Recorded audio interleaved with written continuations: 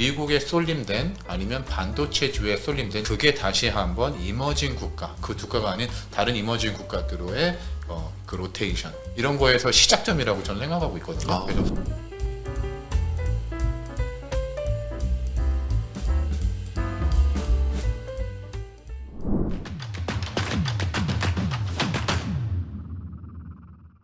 안녕하세요. 안녕하세요. 네, 여러분의 중국 투자 계량기 관시유 유진호입니다. 오늘은 홍콩의 2대 운용사 CSOP의 이재총 상무님을 다시 한번 모시고 좀 말씀을 나눠보려고 했고요. 상무님 오랜만에 뵙습니다. 안녕하세요. 반갑습니다. 네, 저희가 이제 딱 4개월 만에 다시 한번 이 방송 이제 모시게 됐는데 4개월 전이라고 하면은 3월 달입니다. 네. 3월 달이라고 하면은 그 당일이 이제 3월 초에 중국에 양회가 있었던 그렇죠. 그날이더라고요. 네, 그래가지고 양회 때 실제 중국 정부에서 뭐라고 얘기를 했는데 그게 시장에 큰 반향을 불러일으키지 못하는 상황이어서 그냥 급락을 했었는데 그렇죠. 네, 근데 당시적으로 긍정적인 말씀을 주셨고 시장이 그 이후에 그래도 조금 긍정적인 부분들로 흘러갔습니다. 이게 이제 최근 중국 CSI 300 지수니까 이제 저희의 그 호스피 200 같은 흐름이고요. 최근 한 2019년부터 해가지고의 흐름이라고 보시면 되는데 보시는 바와 같이 막 올라가다가 각도기 TV 중국 마감이 저희가 짜잔 나타났을 때가 최고점이었고 그때 이후로 지속적으로 하락을 했습니다. 네. 여러 번 상해 코로나 봉쇄 때문에 한번 바닥 찍고 다시 한번 또 급락하면서 시진핑 주석 3년인 때 또 바닥 찍고 그때가 바닥인 줄 알았는데 한 번 더 급락하더니 올해 초에 한 번 더 이제 중국판 ELS 사태 그리고 중국 정부에서 증시 부양을 위한 개입 선언을 했었는데 그러면서 이제 시장이 조금 이제 돌려놓는 상황이 진행이 됐고요. 이걸 좀 확대하면은 이게 이제 올해 현재 상황이라고 보시면 되는데 말씀드린 것처럼 올해 최저점을 찍고 나서 2월달 초에 최저점을 찍고 나서는 반등을 해서 양회가 있었고요. 그리고 일선도시 주택 부양이 있었고 그리고 다시 이제 지금 3중전회가 진행되고 있어서 오늘은 그래서 이 상무님을 모시고 최근에 이제 있었던 일들에 대해서 그리고 앞으로의 전망 이런 것들을 좀 다뤄보려고 합니다. 어떻게 보시나요? 지금 CSI 300 저희가 이제 준비한 것도 아니고 바로 보여주셨는데 제가 여기서 딱 드리고 싶은 말씀은 지금 중국판 ELS 증시 개입 여기서 그게 있었잖아요. 휘진투자공사에서 중국 유한투자공사 자회사가 이제 CSI 300을 집중적으로 매입하기 시작했죠. 네. 그래서 이게 굉장히 중요하고요. 그 그래프에 보시면 저게 2월 달쯤에 해서 그 뒤로 큰 폭으로 올랐죠. 약간 줌아웃을 하면요. 맞습니다. 그런 다음에 또 4월 달에 다시 한번 조정 기간에 올라갔었고요. 그리고 또 다시 한번 가장 최근에 들어온 게 7월 초, 6월 말 7월 초예요. 그래서 그 지지난주 목요일 날 금요일 날 올랐고 그 위에 무슨 일이 있었냐면 도널드 트럼프 그 암살 시도 사건이 있으면서 주말에 있었죠. 갑자기 증시가 방향을 잃어버렸죠. 왜냐하면 불확실성이 너무 커졌으니까. 근데 오늘 같은 경우에는 물론 지금 방송 날짜도 나가긴 하겠지만 어제 엔비디아, 테크, M7 다 급락하면서 도널드 트럼프의 바람 때문에 사실 어떻게 보면 중국 증시도 같이 떨어졌어야 되는데 오전에 떨어지다가 오후에 살짝 올라주는 그래서 제 생각엔 전체적인 개념에서 글로벌한 돈의 자금에 로테이션이 어느 정도 영향을 미치지 않을 것인가 라고 저는 그렇게 생각하고 있어요. 그래서 미국 내에서의 테크 중에서 아니면 러셀 2000이라든가 아니면 다우존스 대형주를 움직이는 그 로테이션도 있지만 미국에 쏠림된 아니면 반도체주에 쏠림된 일본도 사실 반도체주가 같이 그 견인한 것도 있잖아요. 그쵸. 그게 다시 한번 이머징 국가, 그 국가가 아닌 다른 이머징 국가들의 그 로테이션 이런 거에서 시작점이라고 저는 생각하고 있거든요. 그래서 조금 어떻게 보면 거대한 움직임, 매크로 움직임에서 이게 시작이 움직이고 있다. 이 방향들을 한번 저는 이제 중국 쪽에 있는 자산운용사 입장으로서 이게 조금 더 긍정적이지 않을까 생각하고 있죠.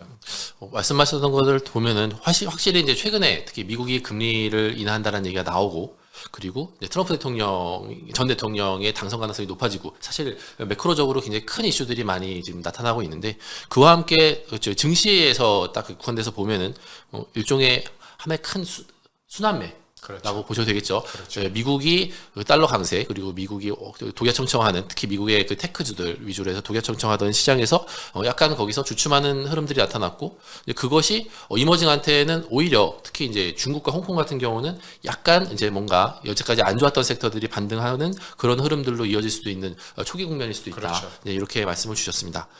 근데 결국은 이제 중국 그리고 홍콩 주식시장이 바닥을 찍고 올라가려면은 펀더멘탈이 제일 좀 그렇죠. 네, 회복이 중요할 것 같은데요.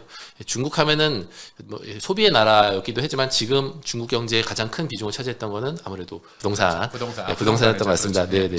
그래서 이 부동산 같은 경우는 지난 3월 달에 저희가 대담할 때 모셨을 때 말씀 주셨던 게 마침 선전을 다녀오셨다고 말씀 주셨어요. 네. 네, 선전에 부동산이 가격은 막 하락하고 있는데 그렇게 하락했음에도 불구하고 그렇게 아직도 입질이 나타나지 않는 것 같다. 네. 당시에는 그렇게 말씀을 주셨었는데 요즘 상황은 어떤지 혹시 가장 최근의 상황 같은 경우에는 물론 이제 국가통계청 MBS를 통해서 나온 자료들이 조금 더 정확하긴 하겠지만 우선 중국 같은 경우에는 온라인 그 중개업 그래서 저희가 중국말 할 때 베이커라고 그 업체가 있거든요. 상장도 돼 있죠. 예, 거기서 다 나오는 자료들이 굉장히 정확하다라고 저희는 보는데 아니면 선행적으로 저희한테 어떻게 보면 그 향후 벌어질 일에 대해서 암시 아니면 그 선행 지표 역할을 하는데요. 요즘 나오는 얘기들이 뭐냐면 얘기하냐면 그 항상 어떤 시장이든 공급과 수요가 있잖아요. 네. 공급 같은 경우에는 매물, 수요는 매수.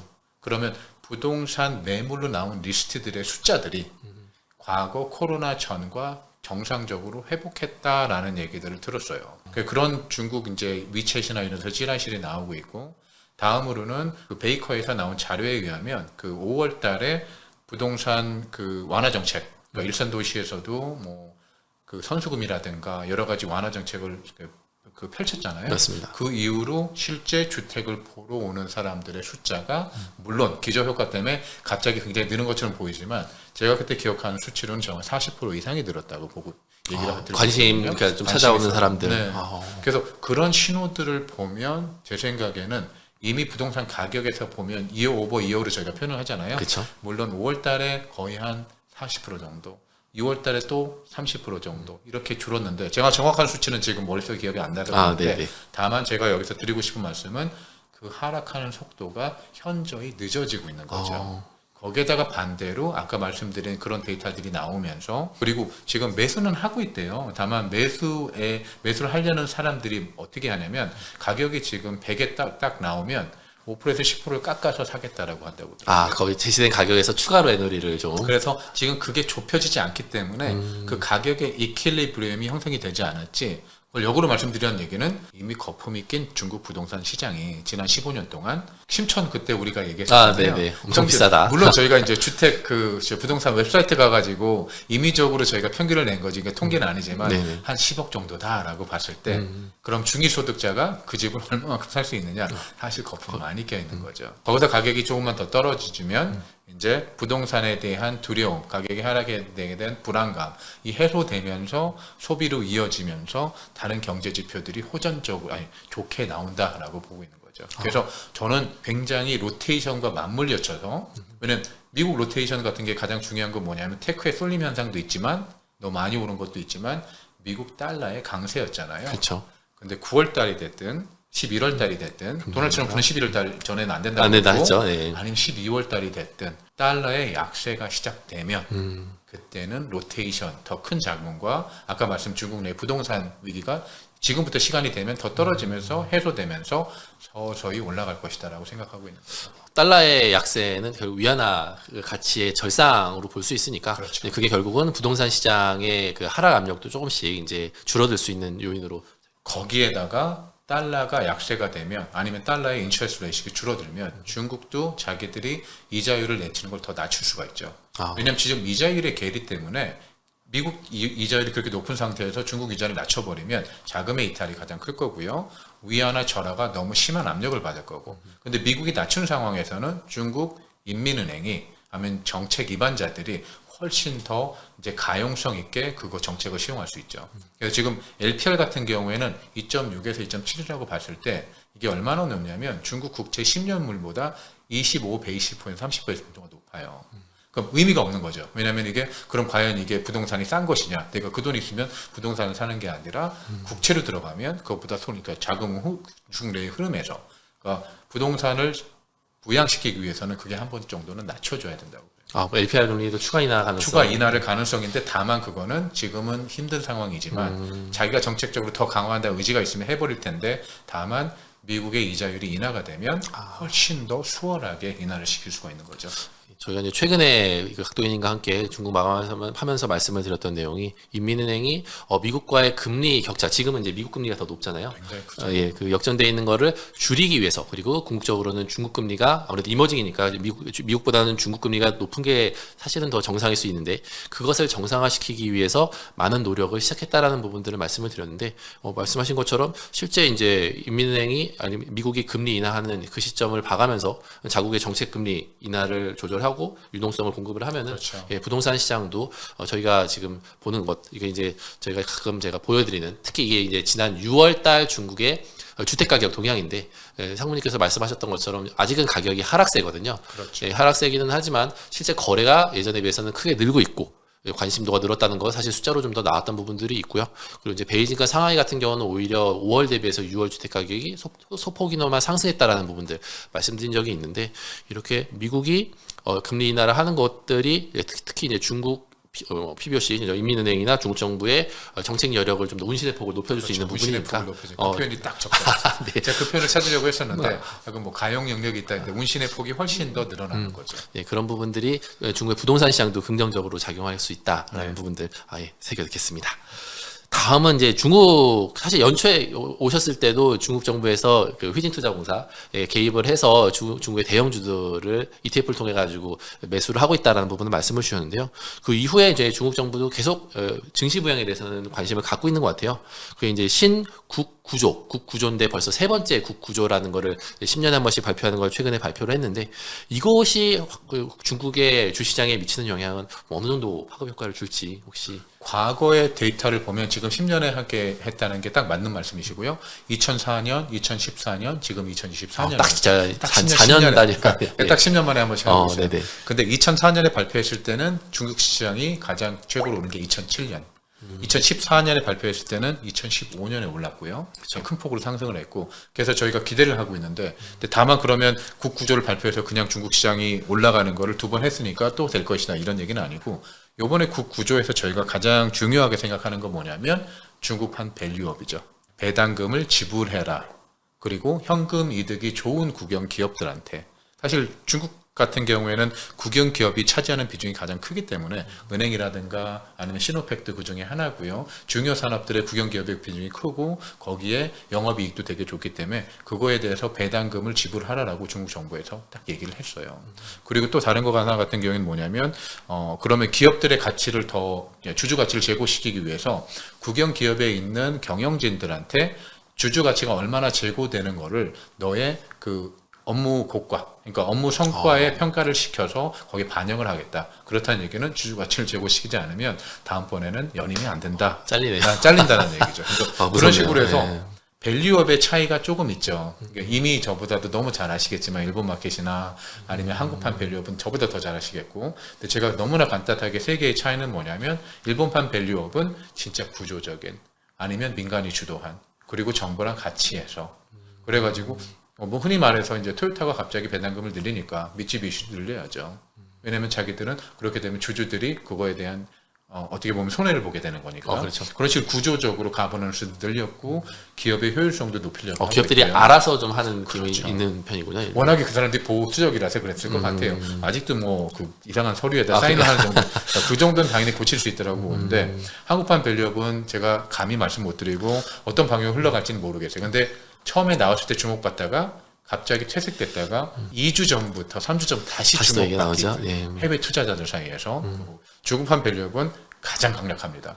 왜냐하면 정부에서 이렇게 하라고 지시를 내렸고 거기에 당근도 주고 채찍도 주니까 잘린 거 아니면, 근데 당근까지는 모르겠지만 채찍은 확실히 주는 것 같습니다. 그렇죠. 약간 네. 퓨니티브한 거이거든요. 그렇게 하지 않으면 너를 혼내겠다라고. 그래서 들을 수밖에 없는 거기 때문에, 다만 그럼 주가는 왜 안 올랐냐?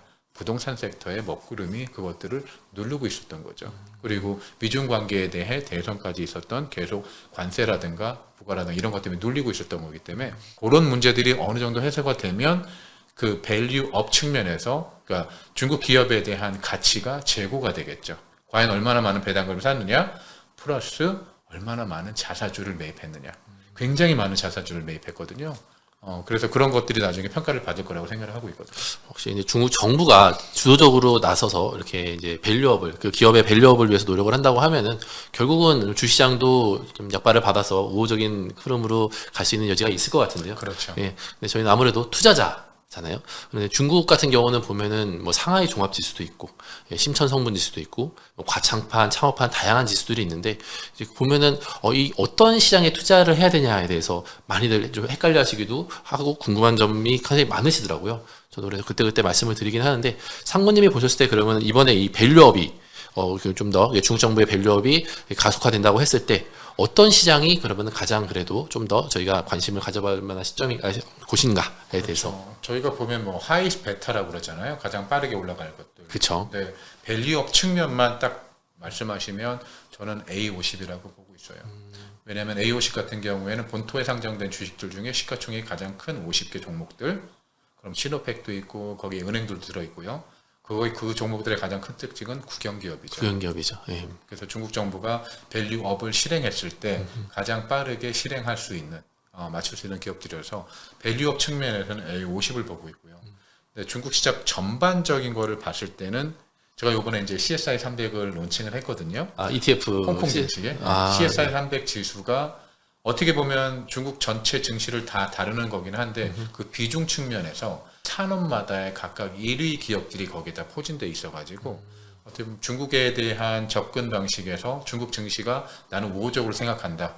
그렇게 되면 CSI 300도 굉장히 좋은 종목이긴 하죠. 근데 CSI 300 같은 경우는 너무 보편적으로 중국에 투자하는 거예요. CSI 300은 말씀하신 것처럼 중국에 수많은 섹터들이 있고 그 섹터에 각각 사실 워낙 큰 나라다 보니까 그렇죠. 예, 섹터별 1위 기업만 모아도 섹터가 뭐 수십 개 수백 개일 테니까 그렇죠. 예, 결국은 중국의 1등주들을 주로 모아가지고 만든 지수다라고 보셔도 될 것 그렇죠. 같네요. 그렇게 보시면 되죠. 그 지금 이제 저희 처음에 오실 때는 양회가 시작을 하고 있었고 이번에도 맞춰서 오신 것처럼 예, 중국의 3중전에 절대 그건 그건 아닙니다. 예, 그런데 제가 말씀드릴 수 있고요.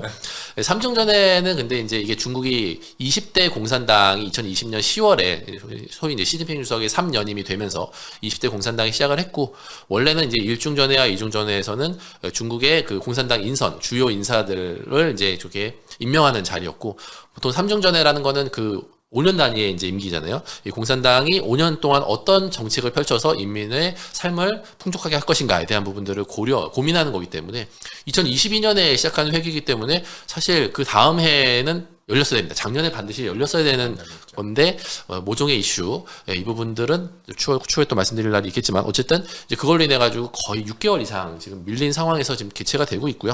3중전에 대해서 혹시 이번에 어떤 방향으로 진행될 것인지에 대해서 한번 의견을 말씀 주시면 좋을 것 같아요.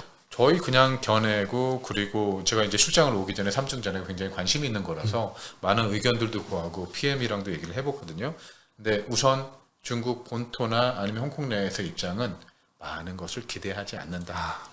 다만 기대하면 무슨 얘기를 기대하면 제발 찬물을 끼얹지를 않게 그렇게 표현할게요. 그래서 네. 여기 찬물을 끼얹는 그런 발언들은 어떤 발언이냐면 혹시나 군사적이라든가 아니면 군비의 증강이라든가 이런 것들. 그래서 지금까지 사실 테크 예전에 문제가 됐던 것처럼 코로나 때처럼 그 일련의 사태들이 사실 중국 정부가 가만히만 있었으면 모르겠다. 네, 개입을 하면서 있었던 일들이 참 많잖아요. 마음 사태부터 시작해서 코로나의 봉쇄라든가 3중전에도 같은 거라고 생각하고 있고요. 지금 어차피 시간에서 부동산은 하향 회복되고 있고 예상과 달리 조그마한 긍정적인 얘기만 부동산 쪽이나 아니면 다른 쪽이 나온다 그러면 회복 속도가 빨라지겠죠. 그래서 제가 예상할 때는 CSI 300 기준으로 저는 그때 마지막에 6월 말에 휘진투자공사가 다시 한번 들어온 개입을 시작을 했죠. 개입을 시작한 걸 보고 저희가 예상을 어떻게 했냐면 CSI 300 기준으로 적어도 5에서 15%, 아니 10에서 15% 오르는 거라고 예상했거든요. 그렇게 되는 거에서 만약에 중국 정부가 더 도와준다 그러면 그 그 올라가는 속도가 훨씬 빠를 거고 아니면 잘하면 20%에서 25%까지 기대할 수 있을 거라고. 맥시멈 여기로 네. 보시는 거죠. 보시는 게 이제 CSI 300 아까 저희가 설명드렸던 지수고요. 이제 맨 오른쪽에 이제 3중전회라고 써 있는 그게 7월입니다. 그런데 이제 6월 말까지 시장이 급락을 했다가 말씀하셨던 휘진투자공사 중국의 국영 투자 회사가 돈을 들여가지고 시장을 사기 시작하면서 지금 계속 빨간색으로 좀 올라가고 있는 상황인데 여기서 이제 맥시멈 15%에서 25%. 그렇죠. 네, 추가적인 룸. 만약에 저기 이번에 3중전에서 기대감이 굉장히 낮지만 네, 기대감 굉장히 낮습니다. 낮지만 그래도 뭔가 이제 추가적인 부양이 얘기가 나온다고 하면은 한 번 정도 위를 볼 수도 있다라는 의견이시고요. 사실 말씀하셨던 것처럼 저희가 중국의 이런 이벤트들 양회가 될 수도 있고요. 뭐 정치국 회의가 될 수도 있고 아니면 경제 공작 회의가 될 수도 있고 기대를 하면은 기대한 것 이상 두들겨 맞았던 사례들이 너무 많이 있었습니다. 이번 삼중전에도 일단은 말씀하셨던 부분들 보면은 중국의 부동산은 이제는 바닥을 좀 확인하고 점진적으로 조금 느리더라도 올라가는 수순으로 본다고 하면은 결국은 자생적인 경제 회복을 기대할 수도 있는 영역이 들어왔기 때문에 굳이 손을 대겠냐라는 게 뭐 말씀하셨던 그런 부분들로 녹아 들어가는 게 아닌가 싶고요. 사실은 그게 가장 이상적이죠. 인위적으로 중국 정부가 경제를 잘 이해 못하는 공산당이 그걸 인위적으로 들어가서 개입을 하기 시작하면 나중에 부작용이 발생하고 있기 때문에 지금 자생적으로 회복하는 게 맞다면 굳이 들어갈 필요가 없죠. 근데 거기서 자생적으로 회복을 못한다면 중국 정부의 판단이 들어가겠죠. GDP 성장률이라든가 자기들이 보는 기준에 따라서 충분히 중국 정부가 개입할 그 여지가 있기 때문에 그 측면에서도 괜찮고요. 그러니까 여러 가지 측면에서 지금 이 시점에서 중국은 그 주가 대비, 밸류에이션 대비 제 생각에는 충분히 어느 정도 엘로케이션을 집어넣어서 중국 그러니까 인내식 갖고 기다리셨겠지만 지금 한 그런 식으로 다시 한번 준비해서 중국 증시를 바라보시는. 그러니까 우리가 중국 증시를 그냥 바라볼 때는 사실 그다지 관심 별로 없거든요. 그렇죠. 아무리 관심을 기울인다고 메이저 시장은 아닙니다. 그렇죠. 지금. 예. 그래서 내 자금이 어느 정도 가장 소량이지만 내 전체 포트폴리오에서 굉장히 조그만 부분. 지금 뭐 올월드 인덱스에서 중국 비중, 이머징 마켓 인덱스 중국 비중까지 들어가실 필요는 없어요. 다만 어느 정도 들어가신 다음에 시장 움직임을 보신다 그러면 가장 효과적으로 대응할 수 있지 않을까 저는 생각하고 있습니다. 다음은 이제 홍콩 증시에 대해서 한번 사실 저희 이제 중국 마감을 제가 오랫동안 방송을 하고 있지만 실제 저는 본토를 주로 투자하고 홍콩은 격가지로 말씀을 드리는데 실제 한국에서 중국 시장, 홍콩 투자하시는 분들 대부분이 홍콩에 상장되어 있는 기업들에 관심이 굉장히 많으십니다. 근데 이제 저는 제가 이제 개인적으로 생각하는 홍콩 같은 경우는 미국의 금리 아무래도 미국 달러에 연동되는 홍콩 그 금리 시장이다 보니까 그리고 이제 미국의 금리가 연동되고 한편으로는 경기는 중국의 경기가 반영되는 시장이다 보니까 약간 좀 애매한 그러다 보니까 또 증시 같은 경우는 서양 외국인들 비중이 상당히 크고요. 또 우리 중국인들도 아무래도 투자할 수 있는 층이 제한되다 보니까 큰 손 위주로 많이 들어와 있어가지고 약간 그런 세력들의 놀이터라는 느낌 이렇게 좀 그 생각이 들고 또 상한가 한가가 없잖아요. 그리고 또 이제 공매도는 상대적으로 자유롭고 그래서 저는 홍콩 증시에 대해서는 막연하게 그냥 난이도가 좀 많이 높은 시장이 아니겠느냐라는 생각을 좀 갖고 있었는데 아무래도 이제 홍콩 전문가시니까 홍콩 주시장에 대해서 한번 좀 소개를 해주시거나 한번 말씀을 주시면 좋을 것 같아요. 지금 너무 잘 설명하신 것 같아요. 그러니까요. 제 생각에는 굉장히 자유로운 시장이죠. 자금의 유입과 유출이.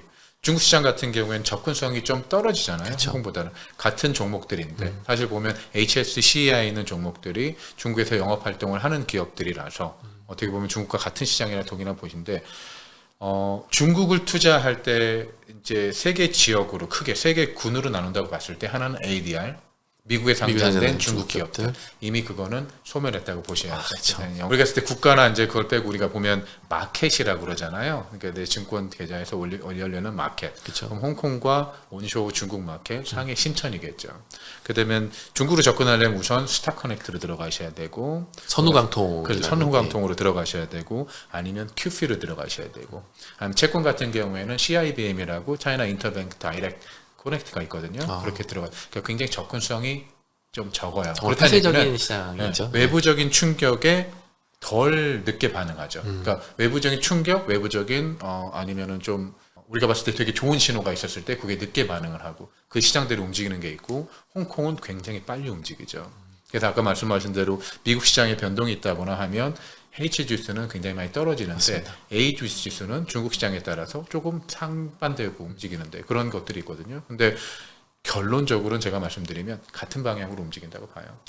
홍콩은 중국의 부속 이제 도시고 그 안에서 상장된 기업들은 대부분 기업 활동을 중국에서 영위하는 것들이기 때문에 속도의 차이나 이런 거에 있어서 물론 자금이 그거를 더 끌어들이기 위해서 사실 홍콩이 있었던 거잖아요. 그쵸. 자유롭게 중국에 있는 자금들을 받고 빠져나가는 걸 하기 위해서 직접 중국에서는 자금에 왔다 갔다 하는 것들을 통제하고 있으니까 네. 홍콩을 사용하고 있기 때문에 시간의 차이가 있을 뿐이지 중국과 같이 움직인다라고 보고 있어요. 확실히 지금 홍콩 같은 경우는 말씀하셨던 것처럼 미국의 뭐 금리가 뭐 올라간다거나 아니면 미국과 중국의 갈등 이런 이슈가 있을 때 홍콩 증시는 일단 급락해서 시작을 하는 경우들이 많고요.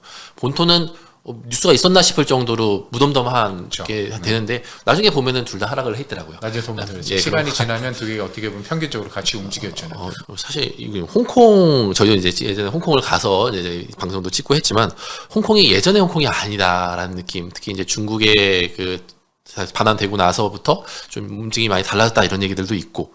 근데 지금 보면은 중국 정부는 그러면 홍콩을 받긴 했는데 어떻게 생각을 하는지, 어떻게 활용할지 뭐 이런 것들에 대해서 혹시 의견이 있으시면. 우선은 백인들이 많이 없어졌어요. 아, 그게 제가 가진 이론이 있는데 우선 저희가 근무하는 데가 홍콩 거래소에 있는 빌딩인데 거기에 스타벅스에 과거 10년 전으로 보면 백인들이 절반 정도 앉아가지고 커피를 마실 수 있다고 봤을 때 그 건물에서는 지금 거의 99%가 아, 근데 홍콩인이 아닌 이제 본토어를 본토. 국경어를 그러니까 만다린을 사용하는 사람들이 되게 많아졌고 그래서 중국화가 굉장히 많이 진행됐다라고 보고 있고요. 그리고 센트럴 그쪽 거리를 막 돌아다녀도 그렇고 우선 제가 봤을 때는 코로나 때가 가장 컸던 것 같아요.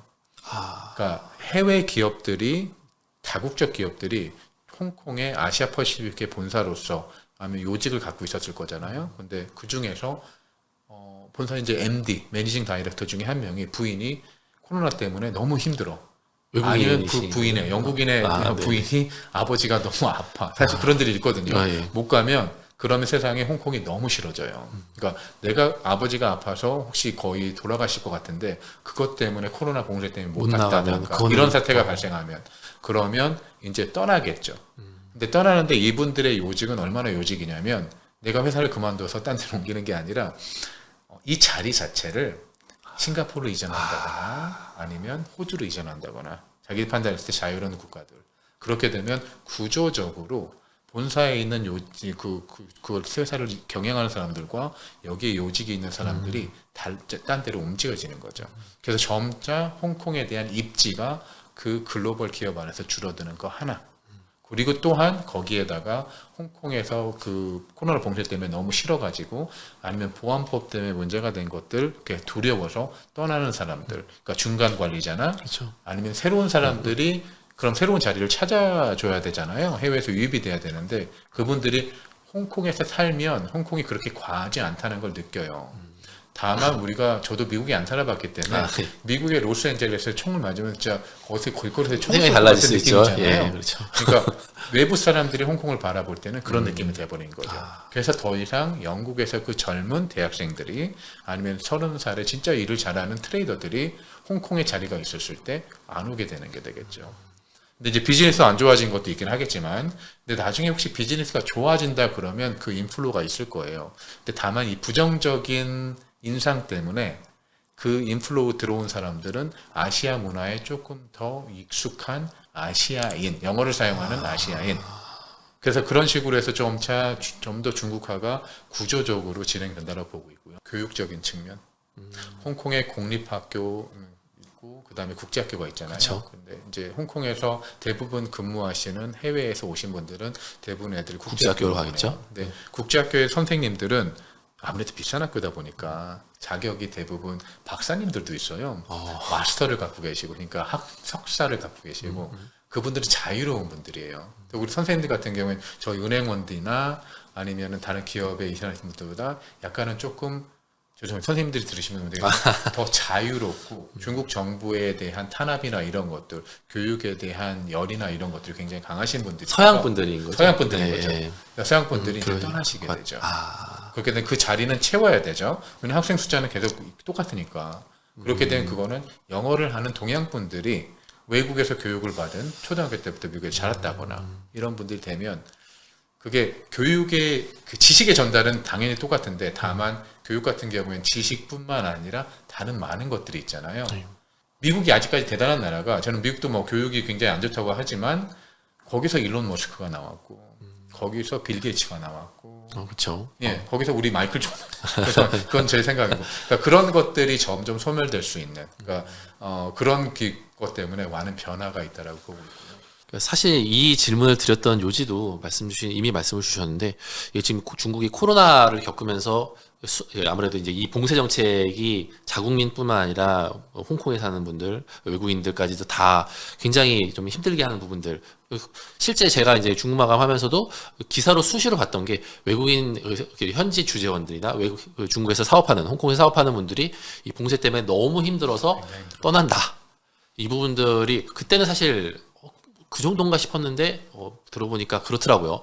그래서 이분들이 그러면은 저는 그래서 만약에 중국이 이제 코로나 이제 끝났고 그리고 다시 유화책을 펼쳐가지고 좀 중국 좀 투자나 이런 것들을 받고자 해가지고 노력을 해서 진행이 된다고 했을 때 그러면 이 서양인들 투자했던 중국으로 들어왔던 서양인들 나갔던 서양인들이 다시 돌아올 것인가? 쉽지 않죠. 예. 구조적으로 그런 것들이 바뀌지 않은 이상 다만 돈을 벌어 들어올 수 있어요. 만약에 자녀를 갖고 있는 사람들이다. 그러면 다시 한번 생각하겠죠. 근데 자녀가 없는 싱글이다. 그렇게 되면 돈 때문에 유입되는 효과들이 있을 거고 사실 돈이 굉장히 많이 벌리면 워낙에 세금이 너무 싸기 때문에 그런 효과가 있는데 그런 구조적인 변화는 있다라고 알고 계시면 될 것 같아요. 코로나 전후로 결국은 중국이 다시 좋아진다 하더라도 예전의 모습이랑은 좀 다를 수 있다 많이 정도로 다르다고 생각을 해야 될 것 같아요. 근데 이게 좀 큰 틀에서 봐서는 지금 이제 미국과 중국의 그 갈등이나 이런 것들이 쉽게 봉합되기 어렵고 결국은 미국 추종하는 나라들 중국 추종하는 나라들 이렇게 양극화돼 가지고 나눠질 수 있다라는 얘기들이 많이 나오거든요. 보면 홍콩이라는 나라 그것도 결국은 이제 그런 부분들을 제일 첨예하게 확인할 수 있는 지역이 아닌가 싶어서 한번 여쭤봤고요. 앞으로도 이 부분은 계속 여쭤보도록 하겠습니다. 그 이제 좀 거시적인 부분들을 한번 터칭을 해봤으면 좋겠는데요. 지금 이제 미국 연준은 금리 인하를 말씀하신 것처럼 뭐 9월에 할지 11월에 할지 이제 이런 부분들을 재고 있는 것 같고 트럼프 전 대통령이 이번에 피격을 당하면서 당선 가능성이 급격하게 높아졌다라는 얘기들도 많이 있습니다. 그래서 이제 결국은 미국과 중국은 좀 이제 아무래도 G2기도 하고 요즘 사이가 뜨뜻미지근하니까 이런 큰 이벤트들이 과연 중국에는 어떻게 영향을 줄지 아니면 홍콩도 마찬가지고요. 간략하게 한번 말씀 주시면 좋을 것 같습니다. 내적인 측면에서는 이미 저희가 부동산 관련해서 말씀드렸는데 외적인 측면에서는 진짜 제일 중요한 건 미중 관계거든요. 그렇죠. 진짜 제일 중요한 거죠. 미국 대선이 거기서 가장 중요한 이벤트고 사실 주말에 트럼프한테 그런 일이 벌어지기 전에는 제 의견은 너무 분명했었어요. 왜냐하면 아무런 변화가 없을 것이다. 트럼프가 되든 조 바이든이 되든. 다만 트럼프가 당선이 되면 중국이 숨을 쉴 수 있는 틈새들이 조금씩 나올 텐데 그 이유는 뭐냐면 미국과 우호를 맺고 있는 우방 국가들 중에 연결고리 중에 약한 국가들이 지금 트럼프가 장사를 하려고 시작하면 지금 미국만을 따지고 미국이 교육을 하면 중국은 고립될 수는 않죠. 왜냐하면 다른 국가들은 교육을 하면 되니까. 그렇죠. 다만 그 양이 줄어들 뿐인 거지. 근데 미국은 중국을 약간의 고립시키기, 디커플링을 시키기 위해서 자기뿐만 아니라 우방 국가들도 같이 움직이고 있잖아요. 그렇죠. 그 연결고리 중에 제가 호주가 싫어서 그런 건 아니고요. 저도 호주를 굉장히 사랑하는 사람 중에 한 명이에요. 그 이유는 아시죠? 네네. 연결고리 중에 제일 약한 국가가 호주죠. 왜냐하면 좀 중국과의 교역량이 가장 큰 있죠. 국가고 철광석 아니면 리오틴토, BHP, 리튼 이런 데서 나오는 수입들이 굉장히 크기 때문에 거기 농산물이라든가 아니면은 랍스타라든가 해산물이라든가.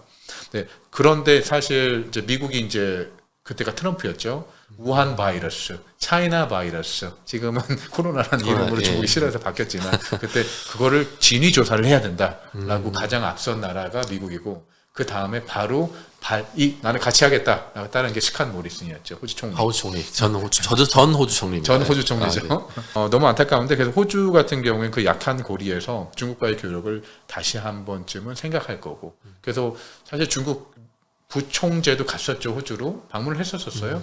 그때 갔을 때 굉장히 많은 뉴스들이 나오고 그러더라고요. 근데 그게 발전된 방향으로 아직까지 나오진 않은 것 같고. 그리고 이번에 너무나 분명하게도 대만에 대해서 나는 보호를 하지 아, 않겠다는 트럼프 그런 발언을 언급이 있었죠. 했었잖아요. 그것 네. 때문에 다시 큰 파장을 일으켰는데 트럼프는 비즈니스맨이라서 장사를 할 거예요. 중국과 장사하는 것뿐만 아니라 다른 국가들과도 그렇게 되면 거기서 틈새들이 나오기 때문에 중국은 그 틈새를 사용하겠죠. 이용해서 그럼 우리는 이렇게 하자라고 하고 거기에 가장 대표적인 예가 사우디아라비아였죠. 아, 미국과의 관계가 소원해짐을 타서 시진핑은 사절단을 데리고 우르르 가가지고 MOU를 쭉쭉쭉쭉 맺어서 지금 두 나라의 관계는 너무나 밀접해져 가지고 우리가 이제 시체말로 아삼육이라고 하잖아요. 그렇죠. 사우디와 중국은 아삼육. 그리고 사우디가 중동의 맹주로서 중동 밑에 있는 국가들 어떻게 보면 경제가 좀 발전된 아부다비라든가 카타르라든가 우리가 예멘 이런 데 빼고요. 네. 그런 데 빼고 그런 국가들과도 협조가 되게 많이 이루어지고 있어요. 확실히 지금 보면은 이제 바이든 정권 그리고 그 전에 트럼프 정권 이제 저희는 한 번씩 다 정권을 겪어봤다 보니까 이제 비교가 어느 정도 될 것 같은데요. 물론 이제 다음 정권에서 트럼프 전 대통령이 다시 정권을 잡았을 때 달라질 수도 있지만 과거의 내용을 봤을 때는 보면은 저도 바이든 대통령 때도 중국 투자를 하고 있고 그 전에 트럼프 전 대통령 때도 해봤지만 트럼프 전 대통령 때 투자가 훨씬 더 수월했다라는 느낌을 많이 그렇죠. 받습니다. 그렇죠. 그 이제 사우디를 언급을 주시긴 했는데 실제 지금 최근에 보면은 중국산 신재생 에너지, 뭐 태양광이라든가 전기차 이런 것들에 대해서 미국과 유럽 이제 서양에서 이제 중국산 제품에 대해서 굉장히 이제 세게 공격을 하고 있어요. 뭐 미국 같은 경우는 이미 USTR에서 중국에 수출하는 뭐 전기차, 태양전지, 반도체 이런 것들에 대해서 고율의 관세를 이제 부과를 했고 이게 이제 벌써 다음 달에 바로 발효가 될 예정이고요. 그다음에 유럽도 이제 많이 뉴스로 말씀드렸죠. EU가 이제 유럽으로 수출하는 중국산 전기차에 대해서 거의 이제 기존 관세 10% 더하면 50% 가까이 관세를 더해가지고 진행이 되는데 뭐 이거 역시 이제 11월 달 투표를 기다리고 있긴 하지만 어쨌든 중국이 이 관련돼 있는 이제 이 산업에 대해서 좀 많이 공격을 당하고 있는 상황입니다. 근데 이제 중국이 보면은 이것들을 풀기 위해서 여러 가지 노력을 하는 것 같아요. 근데 이제 제가 오늘 아침에 사우스차이나 모닝포스트에서 뉴스를 봤는데, 네. 네, 요겁니다. 세계, 중국, 신재생 에너지, 뭐 태양광 그리고 이제 풍력 기업들이 사우디아라비아와 이제 그 경제적인 협력 네. 이런 것들을 맺었다. 이런 내용인데 사실 지난번에 상무님께서 오셨을 때 사우디가 중국의 신재생 에너지 산업을 일부 이제 수용을 해가지고 자국의 그 발전에 이용할 가능성이 있다는 부분도 언급을 주셨는데 그 이후에도 이제 이런 뉴스들이 간간히 나오는 거 보면은 확실히 사우디와 중국과의 관계가 점점 가까워지고 있다. 그렇죠. 저는 이런 생각이 좀 많이 들긴 합니다. 네. 그래서 혹시 사우디에 대해서 한번 또 최근 사실 신재생 에너지뿐만 아니라 금융 아니면은 실제 투자 그리고 사우디 증시 타다울이랑 홍콩 증시가 교차 상장을 서로 MOU를 맺을 정도로 여러 가지 측면에서 굉장히 협력 관계가 높아지고 있어요. 지금 저 사진을 지금 보이신지 모르겠지만 제가 한번 사진 다시 보여드릴게요. 화면을 보시는 분들이 이게 왼쪽인지 오른쪽인지 잘 모르겠어요. 네. 비전이라고 써 있고 밑에 사우디 말 아랍어가 써 있죠. 비전 2030입니다. 빈 살만의 비전 2030 플랜 네네. 2016년에 계약 그리고 중간에 PIF라고 있죠. Public Investment Fund 그러니까 사우디 국부 펀드 비전 2030을 추진하기 위해서 자금을 집행하는 가장 큰 기관 전 세계에서 가장 큰 국부 펀드 그렇죠. 그리고 진코는 당연히 뭐 솔라 에너지 중국 기업이고요. 태양광 기업입니다. 그러니까 이 비전 2030 계획 안에 PIF가 그걸 집행하는 기관으로서 자금을 집행하는 기관으로서 여러 가지 군대에다 손을 많이 대고 있어요. 여기서 사진 나온 건 이게 솔라 에너지인 거고 탈석유, 비석유 중심의 GDP 기여도를 높이겠다. 그래서 그 산업 일부 중에 하나고요. 그러면 저도 이런 뉴스들이 앞으로 계속 나올 거라고 그 전에 얘기했었는데 왜냐하면 시진핑이 미국과 소원해진 관계를 타서 사우디아라비아 빈살만을 국빈으로 방문한 다음에 굉장히 많은 사절단을 데리고 갔죠. 그렇죠. 연초에 거기서 맺은 MOU 숫자가 무궁무진해요. 그런데 그것들이 MOU를 맺고 나서 실제 결실을 이루어지기 전까지는 시간이 필요하니까 그렇죠.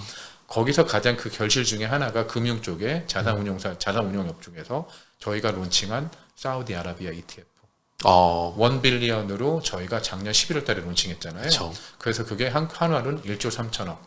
그러면 1조 3천억짜리 ETF라는 거는 사실 규모가 론칭 굉장히 때부터 크네요. 그렇죠. 이게 어떻게 보면 유일무이한 거죠. 그렇게 된 얘기는 아까 제가 말씀드린 사우디 가운데 찍혔던 국부 펀드 그리고 이 정부관에서 여러 가지 협력에서 나온 산물이라고 보고 있고요. 증시는 론칭하고 나서 상당히 좋았어요. 왜냐하면 사우디 같은 경우에는 워낙에 근데 오일의 중심이 굉장히 크기 때문에 그렇죠. 저희가 작년 11월에 론칭하고 한 6개월 정도 그 증시가 올라서 4월 달 때까지는 한 이어 투 데이로 한 15% 정도 올랐었는데 지수가 15%면 그렇죠. 적지 않게 오른 거네요. 근데 그 이후로 유가가 문제가 있으면서 아니면 유가의 공급망에 대해서 문제가 있으면서 좀 많이 떨어졌었죠. 근데 이제 한 달 전부터 다시 오르고 있긴 하거든요. 네. 그래서 사우디 증시를 바라봤을 때는 비전 2030에 의해서 굉장히 큰 폭으로 증시가 상승할 거라고 저희는 보고 있어요.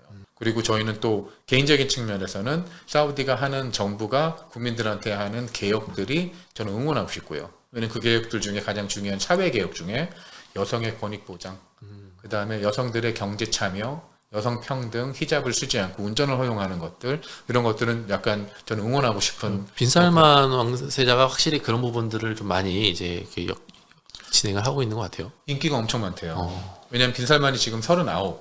그 사우디 국가의 국민들의 인구 분포를 보면 연령 분포를 보면 40대 미만이 거의 70% 이상으로 굉장히 젊은 국가래요.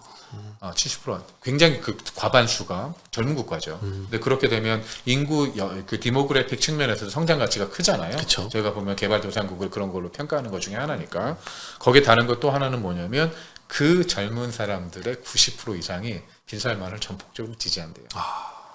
그래서 빈살만이 원하는 그 비전 2030 사회개혁, 정치개혁, 그 다음에 금융개혁, 그 다음에 증시개혁 여러 가지 다 개혁을 통해 가지고 비석유 부문 GDP를 높여서 사우디를 가장 잘 사는 나라, 진보된 나라로 만들겠다가 2030년까지 계획인 거죠. 그래서 저는 응원하고 싶고요. 어느 측면에서. 네네. 그리고 만약 그게 잘 된다 그러면 증시에도 거기서도 내가 이득을 취할 수 있지. 네.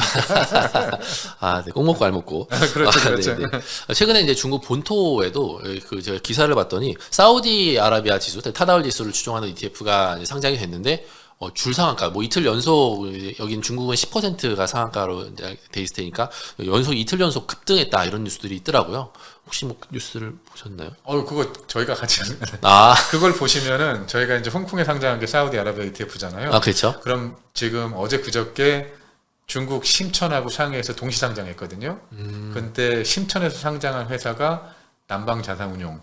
그러면 CSOP의 모회사고요. 그리고 상해에서 상장한 회사가 화타이 파인브리지 자산운용인데 화타이 증권. 화타이 증권은 거기 조인트 벤처예요. 그쵸. 화타이 증권은 사실 남방자산운용의 모회사예요.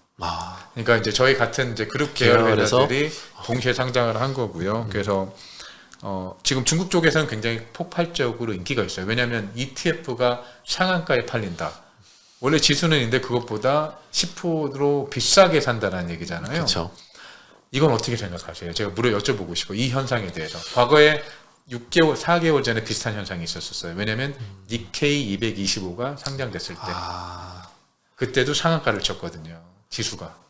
그러니까 그 투자는 하고 싶은데 그 ETF라는 건 펀드니까 물량이 한계가 있고 좀 비싼 가격이라도 사놓고 있으면 그거 이상 올라갈 거다라고 보는 그렇죠. 그런 시각일까요? 그리고 어떻게 보면 내가 더 비싼 값을 지금 주고 사더라도 장기적인 측면에서는 이게 괜찮다. 그리고 거기서 희소성이 있기 때문에 여기서 희소성 어디서 생기냐면 사실 중국 투자자들이 해외 투자하는 건 제한이 있잖아요. 그쵸. 쿼타가. 그러니까 요 펀드의 ETF의 쿼타가 딱 정해진 거죠. 그렇게 되면 너도 나도 다 살려고 하다 보니까 이제 마켓 메이커들이 그걸 맞추는데도 그걸 못 맞추고 지수대로 못 맞추고 확 올라가 버린 거죠. 근데 이 점은 긍정적인 측면이고 우리가 또 부정적인 측면도 봐야 되잖아요. 보이네요. 뭐냐면 중국 내에 투자하지 않고 중국 자산이 아닌 해외 자산에 투자하려는 성향이 강하다라고 보시면 되는 거죠.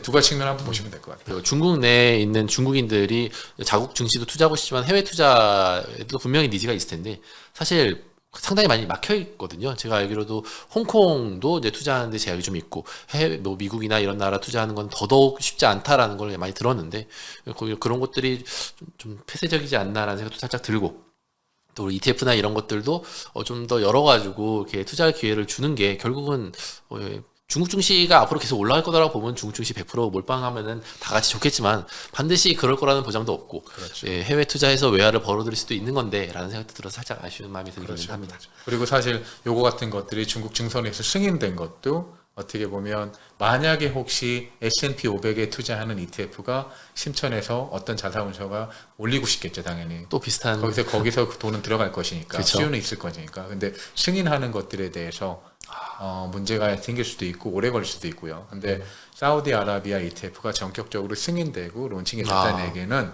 중국 정부가 사우디아라비아를 바라보는 그리고 두 간의 협력 관계가 좋다라고 보시면 되는 거죠. 미국보다는 훨씬 더 긍정적으로 생각한다라고 봐도 되겠네요. 네, 알겠습니다. 예, 오늘 참 다양한 조제를 통해 가지고 한번 이제 중국, 홍콩, 사우디까지 해서 좀 상무님 이거 CSOP 이재충 상무님의 말씀을 들어봤는데요.